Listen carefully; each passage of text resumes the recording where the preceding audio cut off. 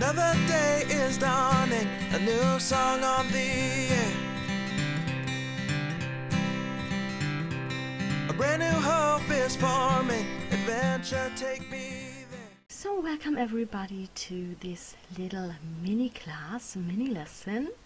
You will need a sheet of watercolor paper, heavyweight watercolor paper, and you will start to mask out an area, a rectangular area, using some washi tape or masking tape.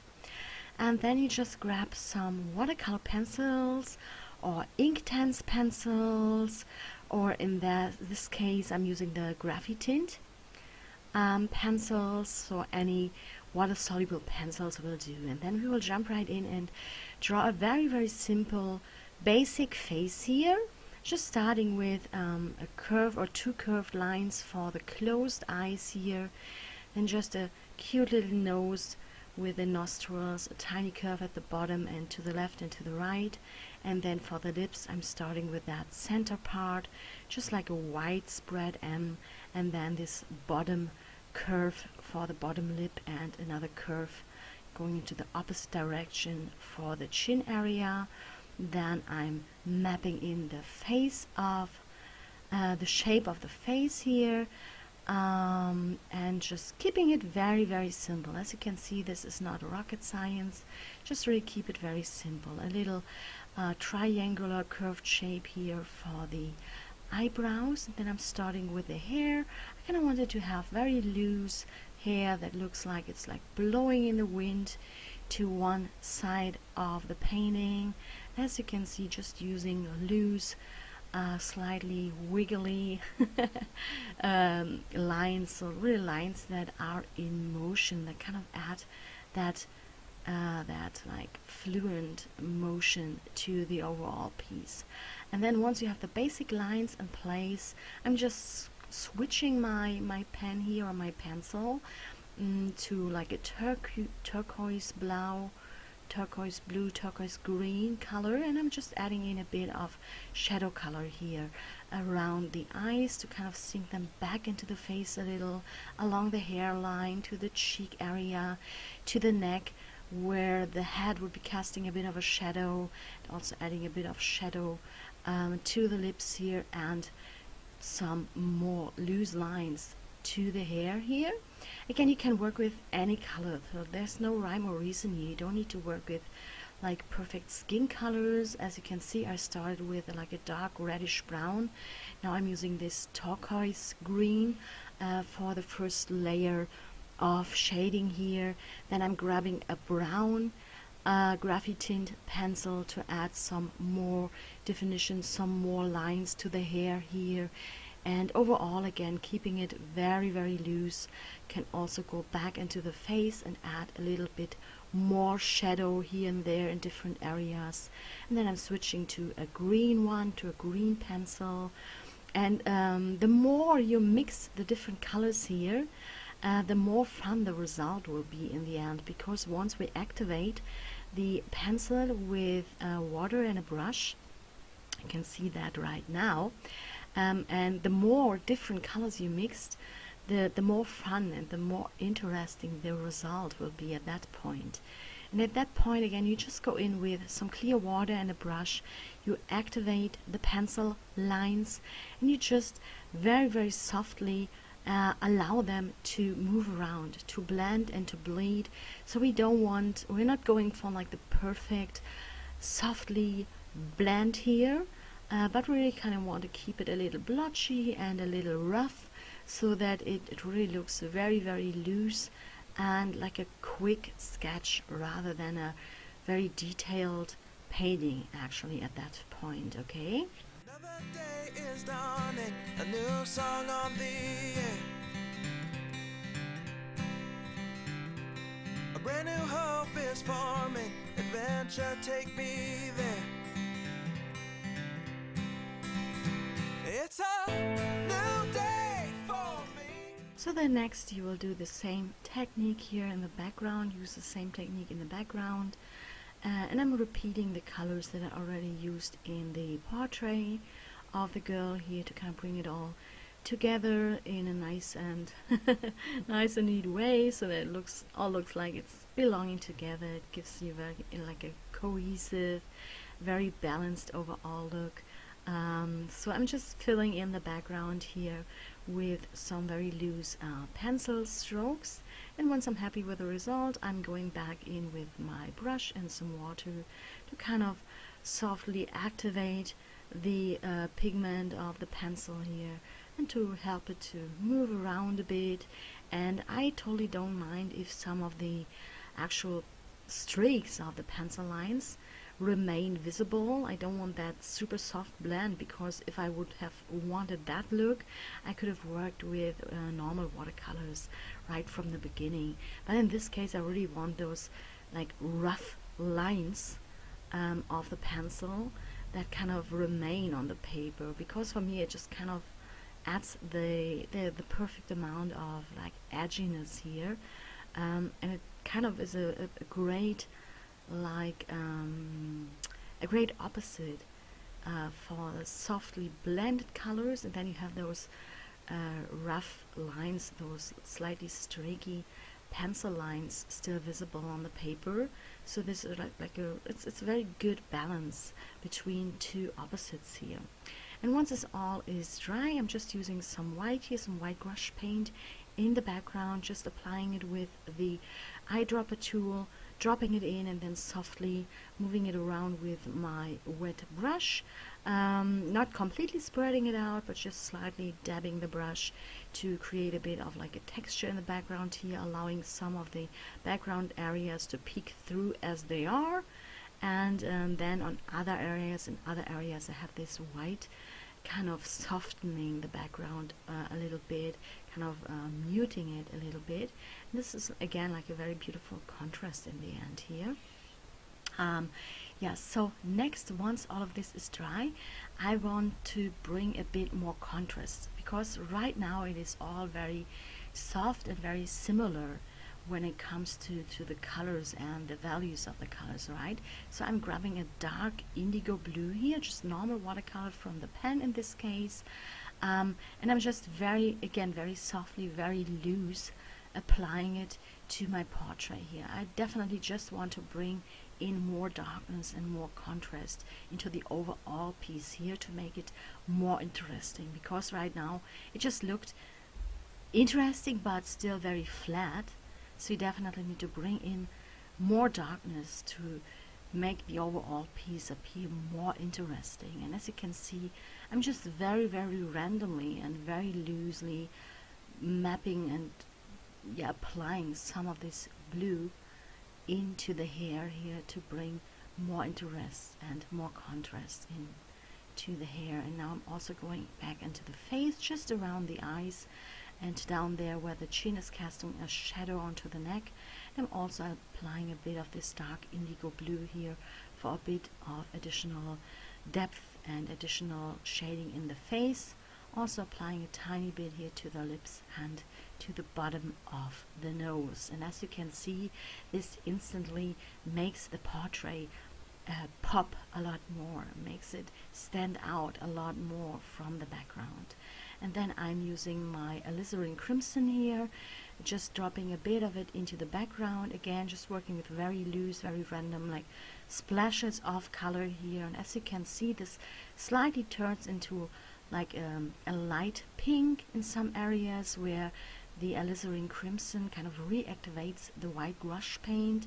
So this gives you a really beautiful mix between this very vibrant alizarin crimson and a lighter version of it, where it mixed with the white. And also adding a tiny bit of this light pink to the face here again to kind of bring it all a little more together, so that it still looks like the background and the main focal element kind of belong together. So I'm all for repetition of colors in different areas of a painting. Yeah, and once this is dry, I need to bring some lines out a little more, bring some more details in. So I'm grabbing a black graphite pencil here, and I'm just bringing a bit more detail into the eyebrows, and then just like redoing and retracing the most important lines, like the eye line here and the lines at the bottom of the nose and on the lip line and a little bit of the outline of the face, just to really put some more attention to some of those important lines and to really bring some details out a little bit more. I feel it in my bones, I feel alive, I am set free. It's a new day for me, and nothing in this world will interfere. This is my year. I've been watching closely now, been looking for a sign, and I can feel inside of me that this season is mine. Whoa, whoa.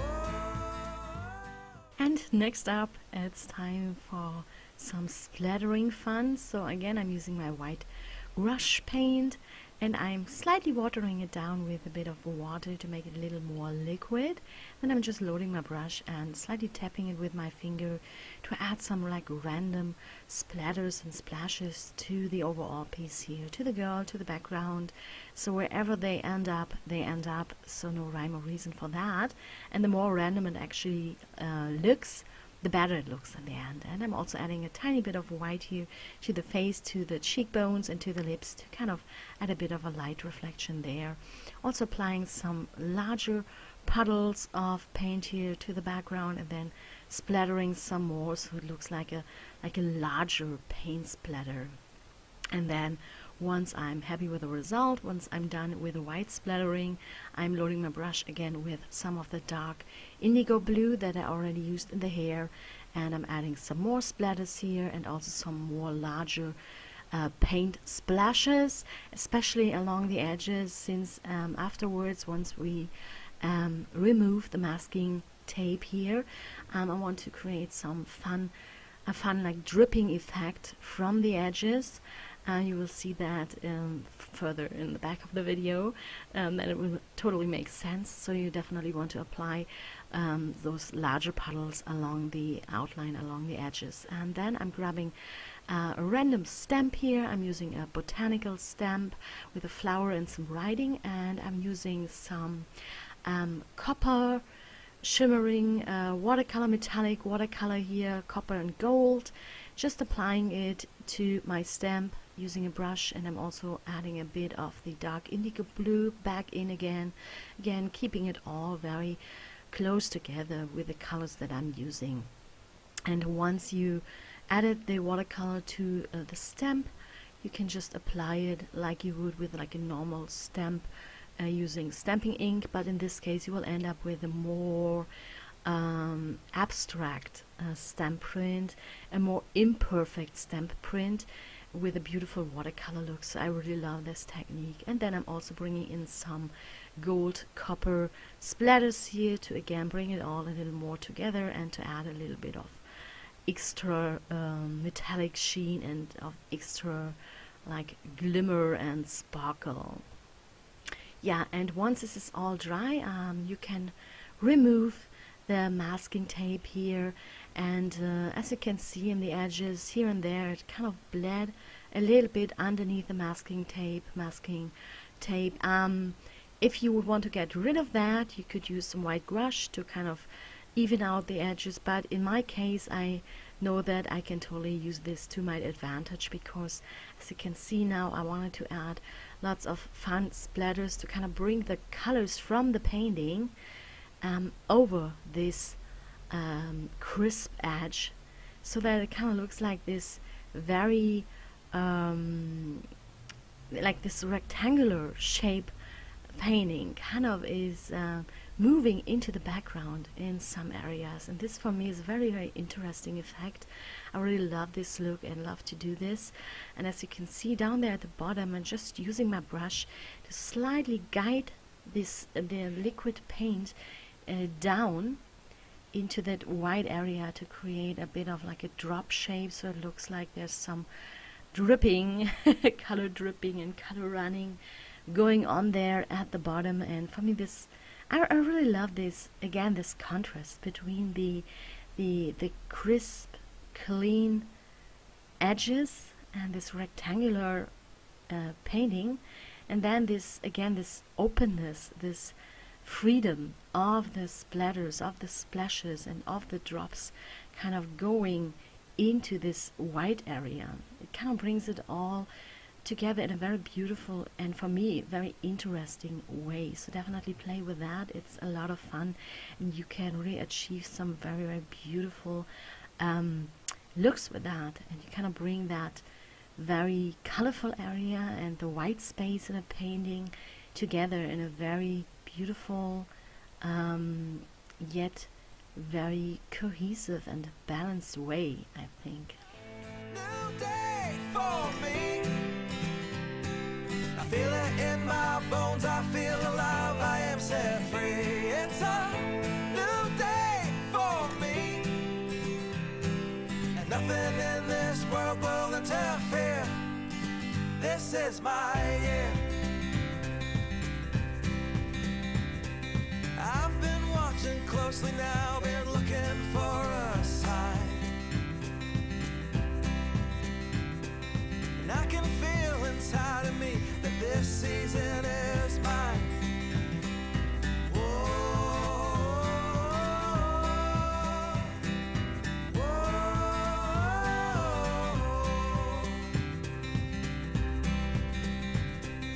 Feels so good to be alive, the sun upon my face. I tell you, this will be the year that I will find my place. So look out, world, 'cause here I come. I'm coming for you fast. Yeah, and that was it already. This little tutorial mini lesson for this abstract Serenity girl. That's what I called her, or called the painting. I hope you like it. I hope you enjoyed it. I hope it inspired you, and I hope you could find the one or the other technique that you want to try out yourself. And no matter if you want to recreate this painting following my tutorial, or if you just want to use some of the techniques in your own pieces of art, I hope you get something out of this, and I hope you enjoyed watching this. Yeah, so thank you so much for being here. Thank you for watching. Thank you for your support, and if you create something inspired by this, make sure to tag me on social media, on Instagram, using the hashtag Creative Creations, or tag me Creative Creations. I would love to take a look. So talk to you all again soon. Bye! A brand new hope is forming, adventure take me there.